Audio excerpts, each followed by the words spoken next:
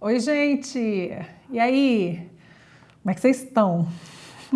Esse é um vídeo feliz, um vídeo alegre, um vídeo de uma notícia muito boa relacionada à infectologia, à medicina e à saúde pública de uma forma geral.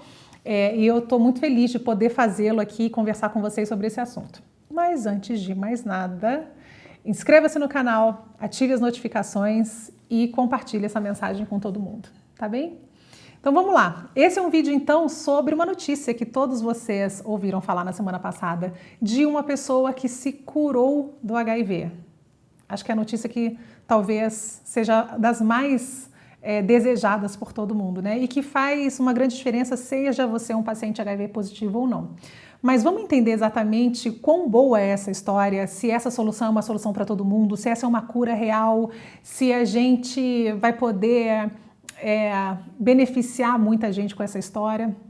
A gente, sempre que tem uma notícia, boa ou ruim, a gente precisa entender qual é o tamanho que ela tem para que a gente, com o pé no chão, consiga lidar com o que ela traz. Então vamos entender o que aconteceu com essa paciente. Olha só, ela é uma paciente com diagnóstico de HIV em 2013 e que teve um outro diagnóstico de uma leucemia em março de 2017.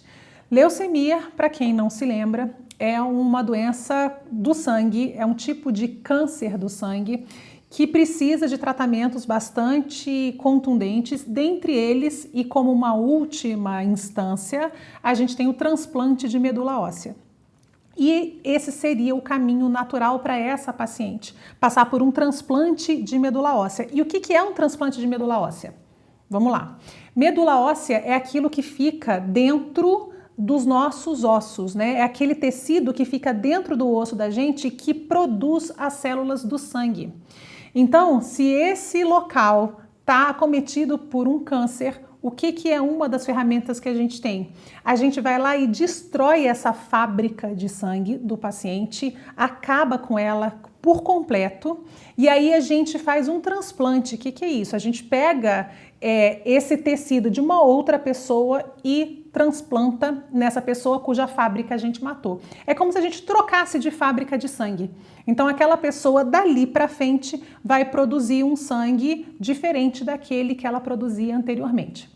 Então, para fazer isso, é como qualquer outro transplante, a gente precisa de um monte de exames, a gente precisa saber se o doador é compatível, né? Tem que ter todo um refinamento para a gente colocar esse paciente da melhor forma possível.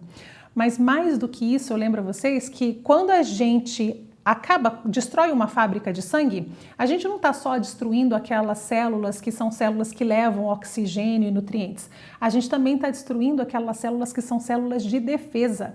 Então, entre o momento em que essa fábrica é destruída e a outra fábrica vai aquecendo os motores para poder suprir as necessidades dos pacientes, esse intervalo de tempo é um intervalo muito perigoso, muito complicado, em que esses pacientes estão vulneráveis a toda sorte de infecções possíveis. Então, não é um procedimento simples, não é um procedimento tranquilo em termos de segmento para o paciente, é um procedimento perigoso que depende de centros altamente capacitados, então não é uma coisa fácil, tá? Por que eu estou explicando isso para vocês? Porque essa paciente, então, ela tinha um diagnóstico de HIV e ela teve o diagnóstico de leucemia, e então o resultado dessa história para ela seria, para tratar a leucemia, um transplante de medula óssea. Tá bem, mas o que isso tem a ver com HIV, Luana? Porque até agora eu não consegui entender. Então eu explico. Eu já falei num outro vídeo aqui, inclusive, você dá uma olhadinha lá, que é um vídeo que fala sobre Covid propriamente dita, mas eu volto a repetir aqui. Vírus é um parasita intracelular obrigatório. O que é isso? Para um vírus poder continuar o seu ciclo biológico, que é de se multiplicar, gerar, né, vírus novos, infectar outras células e outras pessoas, ele precisa estar dentro de uma célula. Ele não tem as ferramentas nele para fazer isso sozinho, como acontece com uma bactéria, por exemplo, que não precisa, que é independente das células humanas. No caso do vírus, e aí eu estou falando humanas porque estou falando de doenças nossas, mas no caso do vírus, ele precisa estar dentro de uma célula para usar as ferramentas da célula para que ele se multiplique. Tá bem. Isso acontece com HIV? Claro, ele também é um vírus, também é um parasita intracelular obrigatório, ele tem que entrar na célula humana. Tá, mas eu ainda não consegui entender, então calma aí. Eu expliquei também nesse outro vídeo, explico aqui de novo, que os vírus, eles têm, vocês já viram aquelas imagens que aparecem dos vírus, que eles têm sempre uns, como se fossem uns espinhozinhos assim na sua parte externa? Essas proteínas são, dentre elas, proteínas que funcionam como se fossem umas chaves e elas vão procurando fechaduras em células diferentes. E aí o que acontece com HIV é que a nossa célula de defesa chamada linfócitos TCD4 tem exatamente a fechadura que encaixa na chave do vírus HIV. Então o vírus ele entra nessa célula de defesa nossa, nesse linfócito, ele aproxima desse jeito, coloca essa chave nessa fechadura e ele consegue forçar essa entrada dele, uma entrada ativa no nosso linfócito. Quando ele entra nessa célula, ele se multiplica tanto lá dentro, usando as ferramentas da célula, que ele arrebenta essa célula. Várias outras partículas virais então ficam soltas no sangue e vão se encaixar de novo as suas chaves naquelas fechaduras de outras células CD4 e assim essa coisa vai andando. Então essa é uma das razões, por exemplo, pelas quais o HIV consegue diminuir a imunidade de uma pessoa. Ele vai destruindo as células de defesa para conseguir se multiplicar e conforme a gente vai aumentando a quantidade de vírus no sangue, eu vou diminuindo a quantidade das células de defesa e esse paciente acaba ficando imunodeficiente, tá? Guarda essa informação. Muito bem. Então, o que acontece nessa história de leucemia e transplante e HIV? Como é que funciona isso? Acontece que as nossas células de defesa, elas têm todas aquela mesma fechadurazinha, tá bem? Que vai ser abordada pelo vírus HIV com a chave dele. Só que, em alguns casos, e de novo são muito específicos, eu expliquei que o procedimento é um procedimento difícil, perigoso e tudo mais, essa fábrica que a gente substitui, né? A gente mata a fábrica do paciente com leucemia e com HIV e substitui por uma outra fábrica, tá certo? E aí essa outra fábrica, em casos anteriores, foi substituída por uma fábrica que fabrica, dentre outras células, esse linfócito TCD4, que é um linfócito, né, uma célula de defesa, mas com uma fechadura diferente.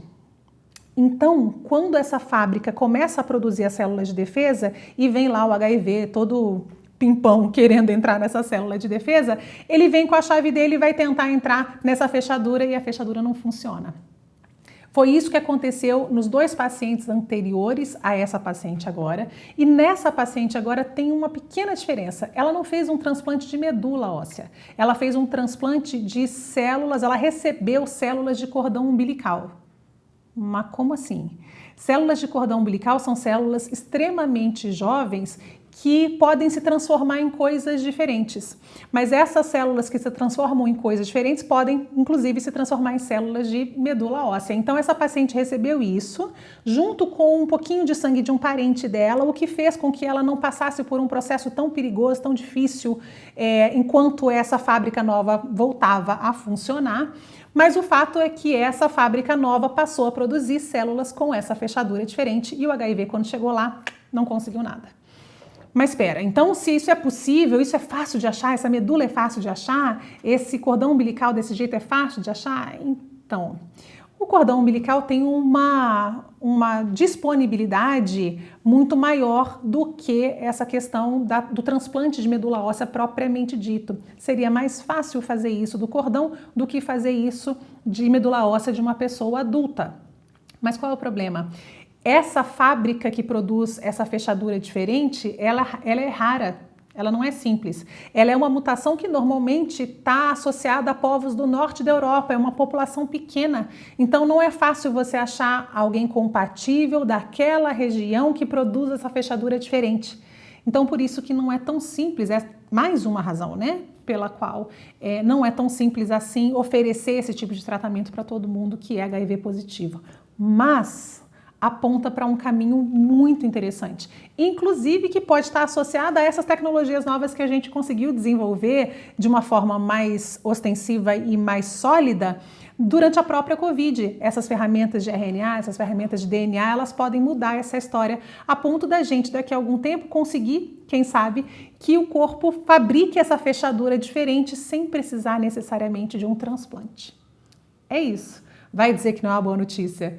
Mais um paciente que está livre dessa história, já tem alguns anos, né? Foi em 2017 que ela passou pelo procedimento, nós estamos em 2022 e desde então essa paciente nunca mais precisou usar a terapia antirretroviral, que é a terapia do HIV, e ela também não tem nenhum traço, nenhum vestígio do vírus no organismo dela, até onde a gente consegue conferir.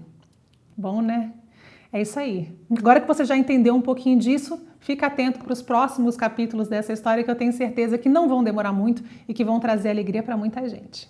É isso. Beijo para vocês.